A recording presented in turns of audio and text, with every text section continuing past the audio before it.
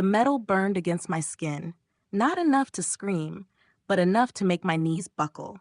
I told myself it was exhaustion, that the dizziness meant nothing. But my body moved before my mind could catch up, leaning towards someone I didn't trust, needing support I didn't want. Fear slid in quietly like ice through my veins. Because when your body obeys the wrong presence, it begins to rewrite everything you thought you knew about love, about safety, about who is truly hurting you. I didn't realize then that this single moment would leave a mark I could never erase.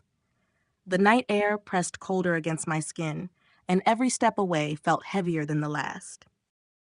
This is Bound to Blood and Moonlight, a good werewolf romance. As always, I read for you, and you enjoy the plot. Subscribe if you haven't yet. Let us read. Chapter 30. The Needle. Leora had come to the outer gardens, hoping the cool night air might ease the dizzying weight pressing in her skull. She wandered along the hedged paths, trying to organize the chaos in her mind. Then it happened. Marcus stepped from the shadows, moving as silently as the leaves rustling in the wind. Suddenly, her quiet walk became a confrontation. His presence was unnervingly intimate. A faint spike of guilt flared in her chest for wanting Damien so desperately, while allowing Marcus this close. He brushed a leaf from her shoulder. The gesture was casual, yet carried a possessive edge that sent a shiver down her spine. "Still having those dizzy spells, Leora?" His voice was low, knowing she hadn't told anyone about the episodes. The hedges whispered around them. The wind moved like breath against her neck. Her stomach tightened. How could he know? The leaf in his hand was streaked with dark reddish sap, catching the pale moonlight. Before she could answer, his fingers brushed her pendant. Almost imperceptibly, almost accidentally. But it was enough. The metal bit into her skin like a spark. A sharp metallic heat flared beneath her collarbone, blooming through her chest. She pressed her hand there instinctively, trying to mask the sudden tension in her stomach.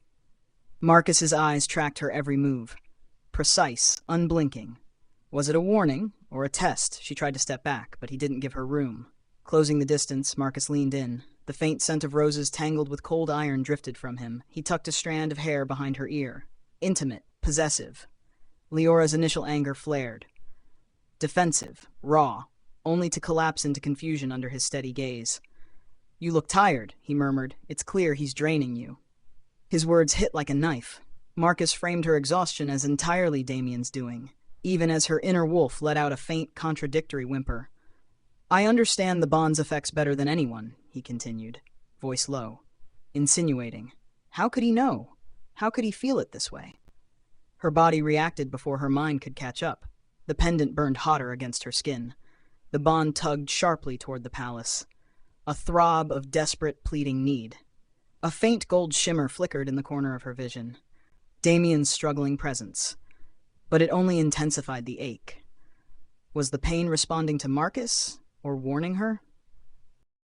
Her knees weakened. The ache transformed into sudden, staggering fragility. She swayed, reaching for the railing. Marcus's hand landed lightly on her back, steadying her. Instinctively, she hated herself for needing it. Her body was giving in to a dependence she despised, forcing her to accept the support she did not want.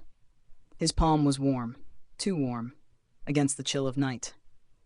"You were always stronger before him," he whispered. The sentence echoed, dissonant, familiar, stirring a strange resonance in her chest.